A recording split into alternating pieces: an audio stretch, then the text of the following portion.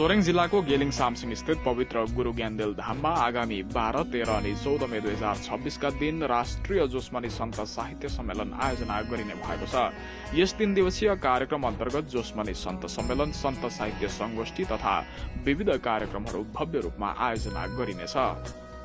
गुरु ज्ञानदेल धाम सिक्किमको एउटा महत्वपूर्ण धार्मिक तथा पर्यटन गन्तव्यका रूपमा विकसित भइरहेको छ।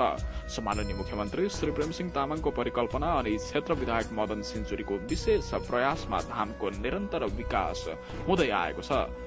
यस ऐतिहासिक स्थलमा साहित्यिक तथा आध्यात्मिक सम्मेलन आयोजना हुनु स्वयंमा गौरवको विषय बनेको छ। सम्मेलनले जोसमनी सन्त परम्परा, साहित्य, दर्शन र सांस्कृतिक चेतनालाई राष्ट्रिय स्तरमा उजागर गर्दै नयाँ पुस्तासम्म पुर्याउने महत्वपूर्ण भूमिका निर्वाह गर्ने पूर्ण विश्वासका साथ यस ऐतिहासिक कार्यक्रममा तपाईको गरिमामय उपस्थितिका लागि हार्दिक अनुरोध गर्दछौं।